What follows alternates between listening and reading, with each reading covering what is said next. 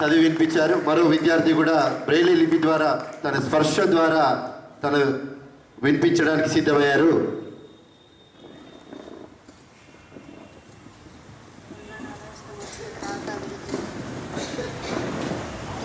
ఇక్కడ ఉన్న పెద్దలకు చిన్నలందరికీ నమస్కారం.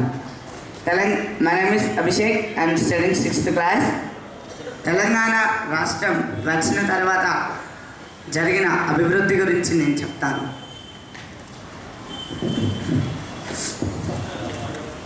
జాతీయ తలసరి ఆదాయంతో పోలిస్తే రాష్ట్ర తలసరి ఆదాయం ఏటేటా పెరుగుతూ వస్తుంది. 2004-2005 రాష్ట్ర తలసరి ఆదాయం 24,409. 2013-2014 నాటికి అది 93,151కి పెరిగింది.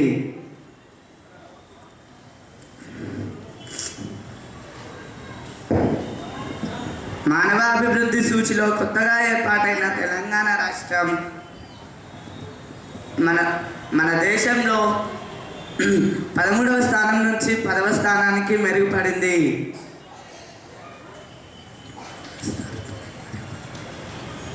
2012-2013లో 25.57 హెక్టార్లకు సాగునీటి సౌకర్యం అందుబాటులో ఉండగా 2013-2014లో 31.64 లక్షల హెక్టార్లకు పెరిగింది. పశుపోషణలో మన రాష్ట్రం 10వ స్థానంలో ఉంది. గొర్రెల పెంపకంలో మన రాష్ట్రం దేశంలో 1వ స్థానంలో ఉంది. కోళ్ళ పెంపకంలో మన రాష్ట్రం దేశంలో 5వ స్థానంలో ఉంది. మేకల పెంపకంలో మన రాష్ట్రం దేశంలో 12వ స్థానంలో ఉంది.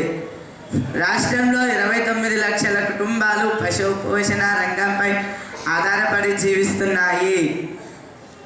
1,605 కోట్ల గుడ్ల ఉత్పత్తితో దేశంలో మన రాష్ట్రం 3వ స్థానంలో ఉంది.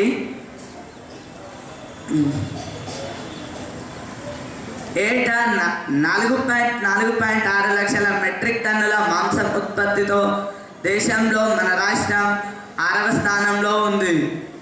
ఏటా 39.64 లక్షల మెట్రిక్ టన్నుల పాల ఉత్పత్తితో మన రాష్ట్రం దేశంలో 13వ స్థానంలో ఉంది. పారిశ్రామిక రంగంలో 9.4% వృద్ధి రేటు సాధించింది.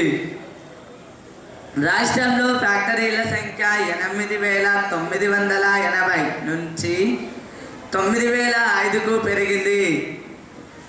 పెరిగిన ఫ్యాక్టరీల వలన 7 లక్షల మందికి ఉపాధి లభించింది. భారీ పరిశ్రమలు ఉన్న రాష్ట్రాలలో దేశంలో తెలంగాణ రాష్ట్రం 8వ స్థానంలో ఉంది. మానవాభివృద్ధిలో జిల్లాల వారీగా ర్యాంకులు. హైదరాబాద్ 1వ స్థానంలో, రంగారెడ్డి 2వ స్థానంలో, వరంగల్ 3వ స్థానంలో, కరీంనగర్ 4వ స్థానంలో, నల్గొండ 5వ స్థానంలో, ఆదిలాబాద్ 6వ స్థానంలో, ఖమ్మం 7వ స్థానంలో, మహబూబ్ నగర్ 8వ స్థానంలో, మెదక్ 9వ స్థానంలో, నిజామాబాద్ 10వ స్థానంలో ఉన్నాయి. థ్యాంక్ యూ అండి. మరో ముఖ్య అతిథి పులి Srinivas Goud, president Telangana private lecturers association గారిని వేదిక మీదకి రావాల్సిందిగా కోరుతున్నాము. అన్న పులి శ్రీనివాస్ గౌడ్ గారు వేదికకి రావాల్సింది.